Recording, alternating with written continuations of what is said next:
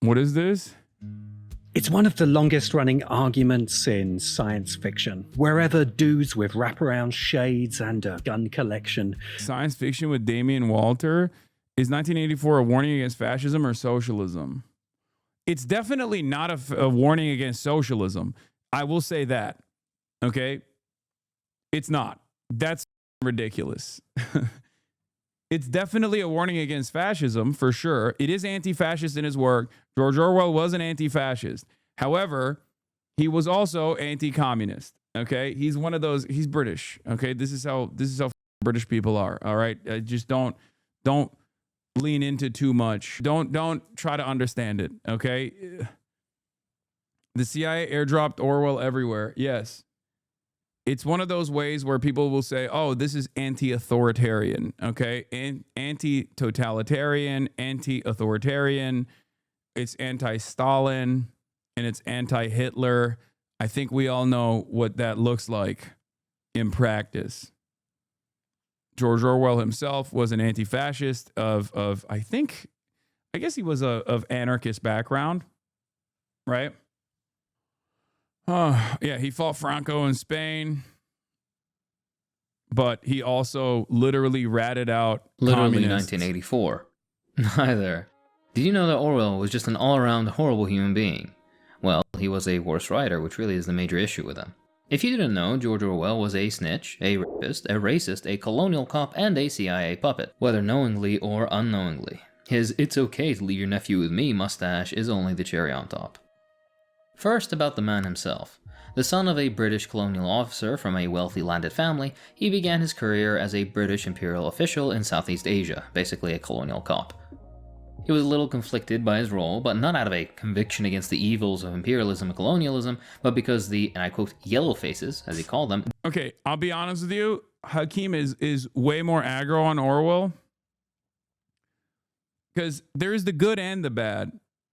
Okay, there is the good and the bad. Like he was, again, like I said, he was definitely anti-fascist. Okay, he was definitely anti-fascist, but he was also very, very anti-Stalin. No, he was not. I mean, he was. Come on, chat. But later in his life, he definitely didn't look kindly at him. In the end, the sneering yellow faces of young men that met me everywhere, the insults hooted at me when I was at a safe distance, got badly on my nerves. Who would have guessed that being an occupier wouldn't get roses rained on you? His entire write-up basically drips of hatred for the local Burmese, as well as a backward logic where imperialism wasn't bad solely because of the processes that made it up, but because the colonized expected a certain attitude of a colonial official that Orwell himself found difficult to fill, apparently. Let's quote the man some more, shall we? All I knew was that I was stuck between my hatred of the empire I served and my rage against the evil-spirited little beasts who tried to make my job impossible. He repeats this pattern often, says something incredibly racist, but turns around with a, oh, but I don't really like empire all that much either. Between uninspired and unconvincing prose about disliking empire, though he still found it quote-unquote respectable, whatever that means, he falls with, I thought that the greatest joy in the world would be to drive a bayonet into a Buddhist priest's guts. Mighty authoritarian of you, Eric. Hold on, if he hates the Burmese and uses these terms, then surely a self-proclaimed socialist would have even harsher words for the most notorious fascist of all, right? Let's have a look. I should like to put it on record that I have never been able to dislike Hitler. I have reflected that I would certainly kill him if I could get within reach of him, but that I could feel no personal animosity. The fact is that there is something deeply appealing about him. One feels, as with Napoleon, that he is fighting against destiny, that he can't win, and yet that he somehow deserves to. Jesus Christ. The simplest benchmark for any reasonable human being is to have a burning hatred for fascism, but apparently even that's too much for Orwell. Instead, in the height of World War II, he says the willingness to criticize Russia and Stalin is the test of intellectual honesty. Yes, echoing many a reactionary and liberal in red paint we see today. That's not I think his greatest hang-up is his British origin. to say that one shouldn't criticize, etc., etc., but there's a time, place, and format where it's most constructive, if your criticism is good faith to begin with. And the middle of a fascist takeover of Europe and beyond. Like, that is objectively the worst time to criticize Stalin, okay? it's just, that's the, like, even the deepest of Stalin haters, I think, if they are criticizing Stalin at the peak of World War II, then they're, your priorities are not straight. Okay, it's one of the best things he did. Okay, straight up. And isn't it? See my video on left-wing anti-communism for more about this perspective. Let's move on to his list making. Orwell reported on his friends and acquaintances to the Information Research Bureau, a dedicated organization within the British government founded in order to publish anti-communist material and fight revolutionary, anti-colonial, and pro-independence movements. This office not only got the rights to Orwell's works, but also directly translated and published Animal Farm and his other garbage works into 20 languages on every continent on Earth. In fact, Orwell's entire literary reputation is due to direct CIA and other anti-communist organization efforts at popularizing his nonsense, which is telling because his work on the face of it really is unimpressive. Regardless, back to the list. Wiki says 9 million deaths under Stalin if foreseeable deaths arising from policies are taken into account. I'm correct, I think.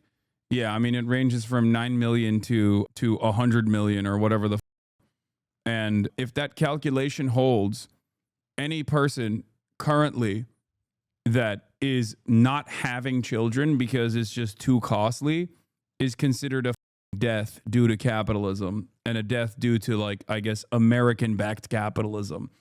So those numbers would be in the multiple billions. The assessment does not hold. The calculation that people make when they're talking about, like, deaths born out of Stalin and communism is oftentimes utterly ridiculous.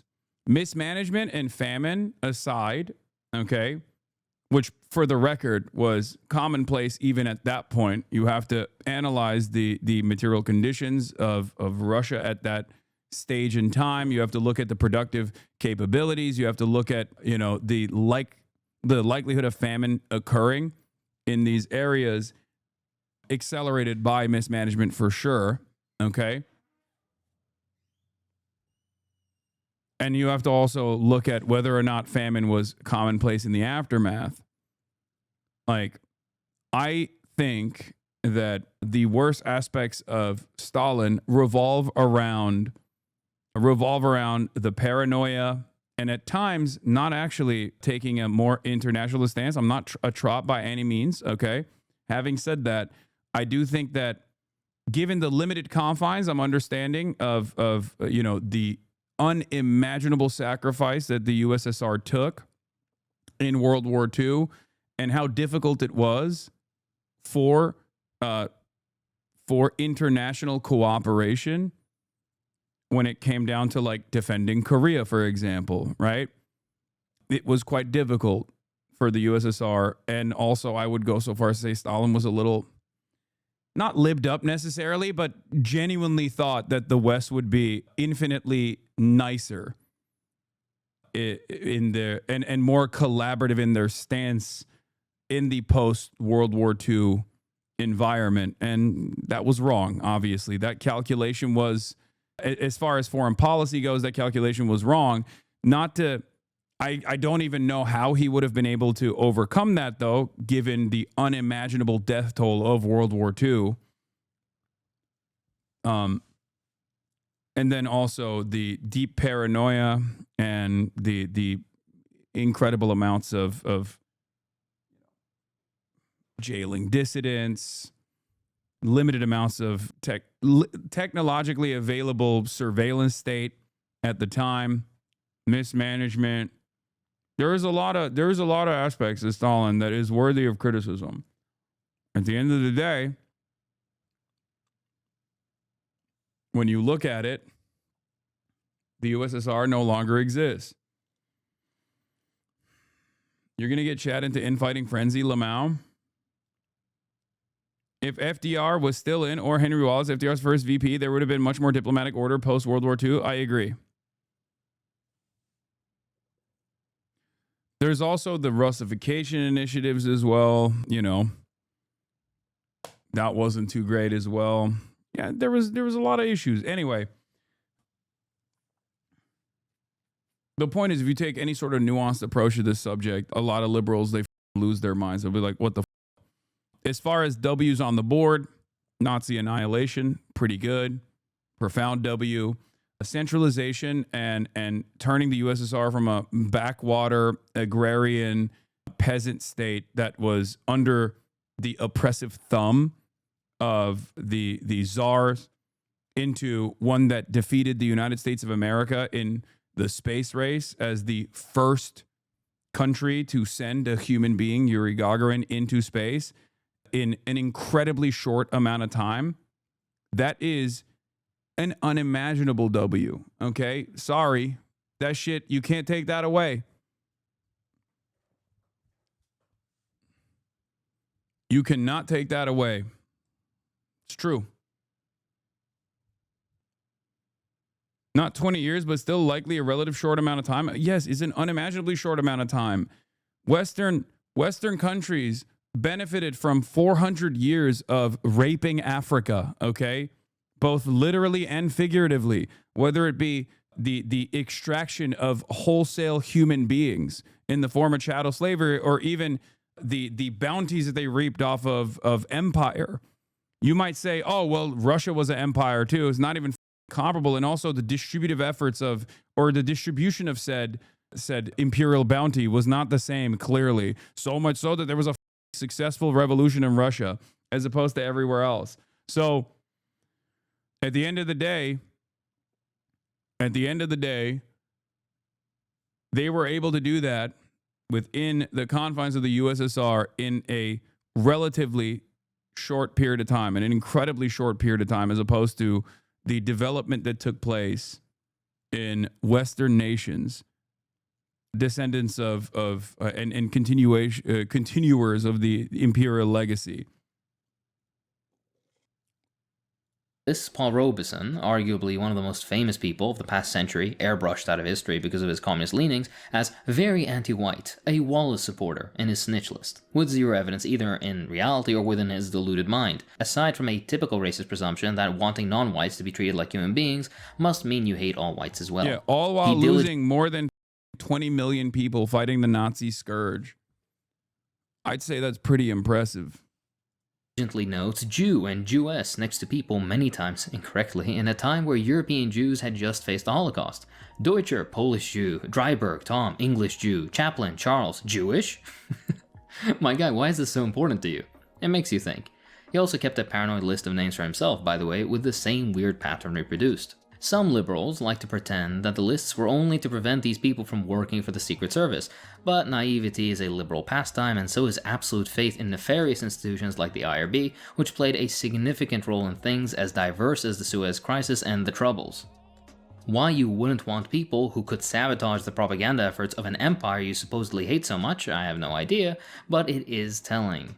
You'd also have to be incredibly gullible to think lists of leftists, anti-colonial figures, minorities, etc. were done in good faith and for a good purpose. Regardless, as a liberal darling, all of his obvious ignorance and suspicion of Jews, LGBT people, and blacks is skated over without a peep or mention. Had any other post-war leftist made remarks of this kind, you'd for sure know about it, and their problematic nature would litter the prefaces of their published works. Yet, no mention. Liberals are so intentionally blind that they claim his attempted rape of his adolescent girlfriend was a quote-unquote botched seduction, in which she had shouted, screamed, and kicked before running home with a torn skirt and bruised hip. Yes, that's apparently a botched seduction to liberals, when a 190cm tall man corners and forces himself onto a tiny 150cm tall woman. Back to the video in just a second. Let's hear from today's sponsor, Atlas VPN. For a lot of research that I do for my videos, I end up hitting pages that aren't available in my location. That's frustrating, as you can imagine. Geo-restriction really does suck, but not with Atlas VPN. For those unaware, a virtual private network makes all of your internet traffic travel through an encrypted tunnel. This way, it protects you from spying, public Wi-Fi dangers, and... Alright, back to the video. This is an older video. That's not it, though. Arguably, his magnum opus, Animal Farm, was written in 1943 and 44, yet not a mention or room in his mind for condemning fascism as it was ravaging Europe, with the only power at the time actually kicking Nazi Germany's teeth in being the Soviet Union, which he spent the entirety of the war as well as his life condemning and satirizing. At the same time, during the war, the IRD, which he would work for, was making connections with Ukrainian nationalists, of which many directly aided the Nazi Einsatzgruppen as they went about their program of a mono-ethnic Ukraine without Jews, Poles, Gypsies, and communists. There's even evidence to suggest that Orwell knew and approved of this. To quote a great article you should read, Isaac Asimov also points out a shocking fact that conveniently escapes the myriad disciples of the British author. George Orwell spent the peak years of genocidal destruction of World War II writing a childish story about how evil the Nazi-killing Soviet Union supposedly was. As Asimov points out, Orwell wasn't much affected apparently by the Nazi brand of totalitarianism, for there was no room within him except for his private war with Stalinist communism. Consequently, when Great Britain was fighting for its life against Nazism, and the Soviet Union fought as an ally in the struggle and contributed rather more than its share in lives lost and in resolute courage, Orwell wrote Animal Farm, which was a satire of the Russian Revolution and what followed, picturing it in terms of a revolt of barnyard animals against human masters. He completed Animal Farm in 1944 and had trouble finding a publisher since it wasn't a particularly good time for upsetting the Soviets. As soon as the war came to an end, however, the Soviet Union was fair game and Animal Farm was published. In fact, Orwell went out of his way to manufacture a fantasy that couldn't possibly be mistaken for Nazism, because, as everyone knows, the people and ideology that materially supported every single genuine liberation and independence movement in existence are the true evil. Baby. Of course, not a single line critiquing American genocidal policies globally, or their constant warmongering and saber-rattling, and their sanctions and bombing of poor third-world countries trying to detach from colonial regimes that had oppressed them for decades if not centuries. Nothing on the Spanish or French or Portuguese. His only genuine vitriol and whatever passed for criticism, oscillating between childish storytelling and verbose ranting, was exclusively reserved for socialist countries, and specifically the USSR, a country he never visited, never read about, and never interacted with the politics of.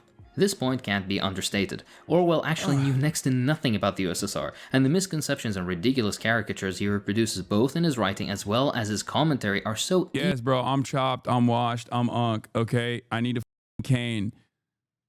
My ankle is the size of a watermelon right now. Give me a goddamn break. Oh my God. easily corrected by the lightest possible research as to essentially solidify the fact that he was simply happy in his ignorance. Or insidious, one or the other. By the way, if you thought Animal Farm critiques Stalinism or whatever other made-up concept, it doesn't. The fundamental thesis of Animal Farm is that the working class is stupid and cannot be trusted to lead any sort of independent political existence. To quote Jonas Manuel, a Brazilian organizer and professor of history, Orwell spends the entire book describing generations of animals as easily Early reports 20 shot at Brown University. What the 20? What the Hey, we don't do breaking news. We don't do breaking news. Okay? confused, dumb, stupid, illiterate, amnesiac, the entire book. The main target of this book's critiques aren't revolutionaries or communism, it's the working class. George Orwell writes from an aristocratic I don't know what you guys are, where you guys are getting that from. Incapable of self-governance, without the capacity to constitute themselves as a political... I'm seeing nothing. Just an emergency alert 7 minutes ago from Brown University, Rhode Island, warning of an active shooter. I don't know about the 20 number. I don't know where that's coming from. But early reports. Police are currently responding to an active shooter situation at Brown University from 11 minutes ago. ABC 6 News obtained a text alert sent to members of campus community alerting them of an active shooter and urging them to lock doors and stay hidden. The incident is occurring near Thayer Street. Okay. You need to calm down, chatters. Even if a police scanner said, even if a local police scanner said that, you cannot go along with that yet. Okay? You have to wait. This is why I always say, you have to wait. What is Times Now News? No. What do I always tell you? Just wait. Okay? Just wait.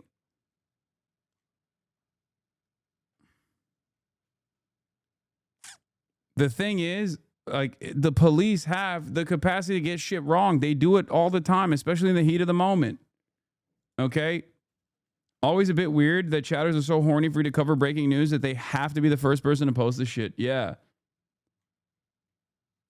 Calm down. The only thing that we know is that there is an active shooter situation at Brown University. Okay, there is no reason to be the first to market on stuff like this. You feel me? There's no reason to be the first person. 2 American soldiers killed by ISIS in Syria. Yeah, I know. Shut the fuck up. I know. Okay, I don't know why you're bringing that up right now.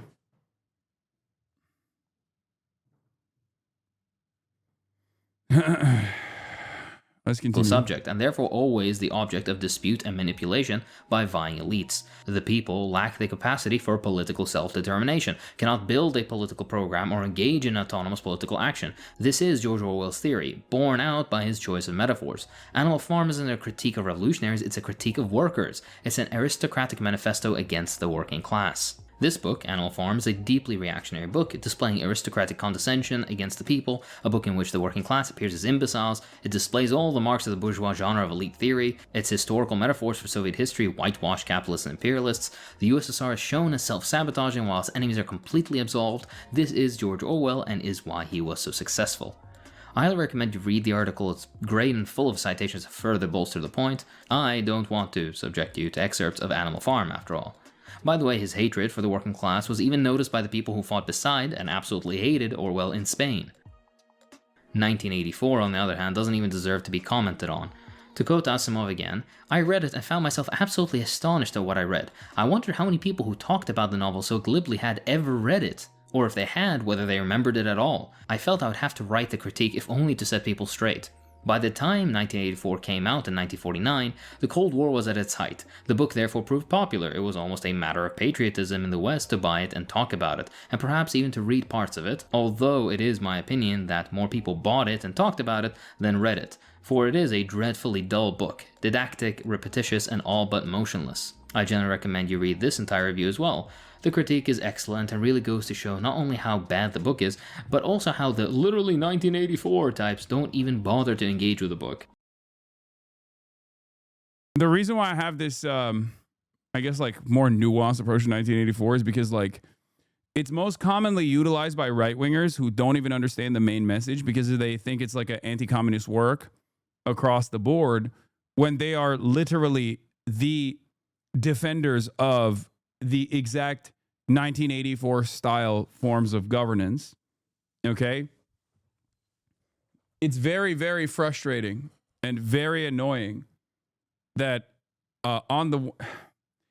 it's basically the same grief I have for a lot of people that take like anti-USSR narratives from Trots and then use that as like the formative anti-communist work in general. Like right-wingers who take on any sort of criticism, oftentimes from people who have socialist tendencies, socialist leanings, communist tendencies, and take ideological differences and basically weaponize it against existing at the time, communist formations.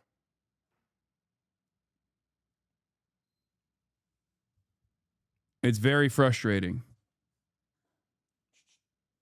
Okay. And of course, the incredibly ineffectual and childish criticism of vague or otherwise undefined symbols of power. Keep in mind, though, that Asimov himself is a liberal at the end of the day, so some of his politically oriented comments suffer the usual deficits. Whoa, of course, chill. the elephant in the room that Orwell would love to shoot is his supposed leftist convictions.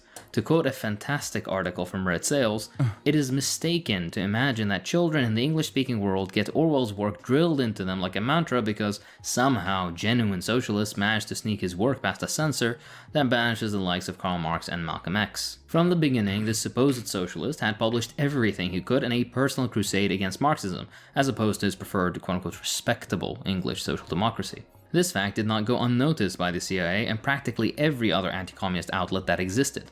To quote, between 1952 and 1957, from 3 sites in West Germany, a CIA operation codenamed A Dinosaur launched millions of 10-foot balloons carrying copies of George Orwell's Animal Farm and dropped them over Poland, Hungary, and Czechoslovakia, whose air forces were ordered to shoot the balloons down. Even the Animal Farm film, forcibly shoved down millions of kids' throats the world over, was entirely financed by the CIA, a secret they kept for decades. It was entirely produced in Britain too, because the CIA feared that plenty of talent and animators wouldn't go along with such a blatantly anti-communist message. The very script and ending was edited to be even more negative and anti-communist afterwards, as the CIA thought it still seemed too sympathetic. All in all, Orwell was just a garbage person. Personally, politically, professionally, the human equivalent of a clogged toilet. To quote Parenti, safely ensconced within a virulently anti-communist society, Orwell, with Orwellian doublethink, characterized the condemnation of communism as a lonely, courageous act of defiance. Today, his ideological progeny are still at it, offering themselves as intrepid left critics of the left, waging a valiant struggle against imaginary Marxist-Leninist-Stalinist hordes. May he and his ideological progeny rot like their brains often already do.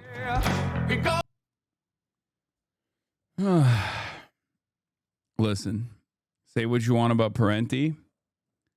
He doesn't have photos with Jeffrey Epstein nor Steve Bannon, okay? It's fashionable to hate Parenti these days, so there's going to be a lot of haters. Yeah, they say that he's too introductory, too elementary, too makes people feel like they know more about Marxist-Leninists than or anti-imperialism than you actually know. You need to read specific books to get a deeper understanding, all this stuff. I know. That we are now officially so many layers deep that the average person is already checked out a million times over. From my perspective, it's a W if you get the average person to understand that George Orwell was at least in what he has done in his life more leaning in the direction of socialism than what a lot of right-wingers think about his background. Okay? Yeah, every line of serious work that I've written since 1936 has been written directly or indirectly against totalitarianism and for democratic socialism as I understand it. George Orwell, Why I Write in 1946. So even that is like automatically you're above and beyond the average person, the average liberal's understanding of George Orwell, and certainly the average right-winger's understanding of George Orwell. But even then, obviously, he takes this like anti-totalitarian stance, anti-authoritarian stance, and it's primarily directed, that enmity is primarily directed towards the USSR. So I guess in some ways, the right-wingers are not entirely wrong when they see this as an anti-communist work. Is Marx's work still relevant for modern economies? Absolutely. Yes. Marx didn't know about TikTok? Okay, fair. That's facts. Except most of the time when people say Marx didn't account for this, it just means that person hasn't read Marx. Because he accounted for many. He was a poster through and through. So the reality of the matter is oh my God, they're releasing it on May 1st. Oh my God, they're releasing it on May Day. I don't know. Maybe the people that actually worked on the project were able to sneak in much more of their own personal politics into it than we assume.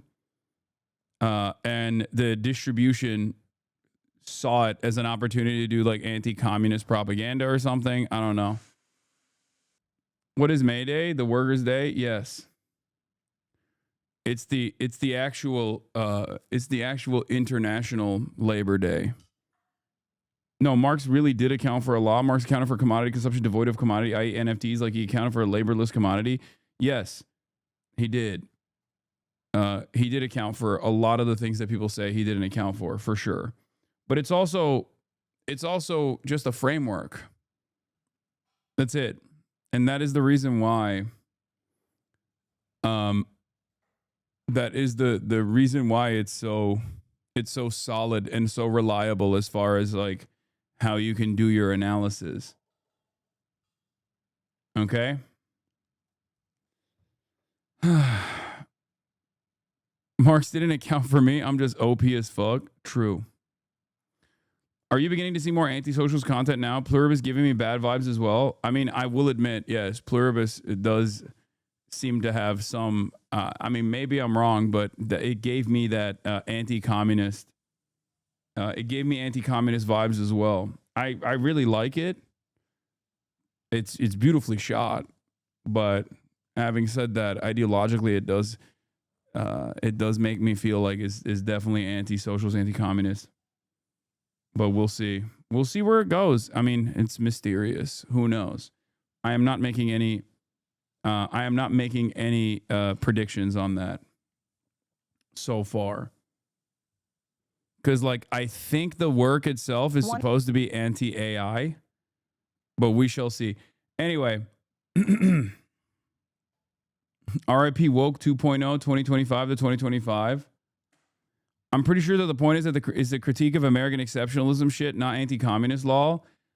I don't know. I mean, Carol is objectively an unlikable person and hyper individualist, and they do actually present the hive mind as like kind of popular and kind of good. Not even kind of good, like objectively good. But what is good if you have no intentionality behind your actions, right? What is good and bad if it's your technically your biological imperative? Having said that, we shall see. Yeah, it will. It will have to be. We'll find out. Oh man, why is there no room for negative critique of this show? Wait, what do you mean there's no room? I'm saying I personally like it. What the? I'm saying I personally like it. That doesn't mean. What the? That doesn't mean you can't criticize it.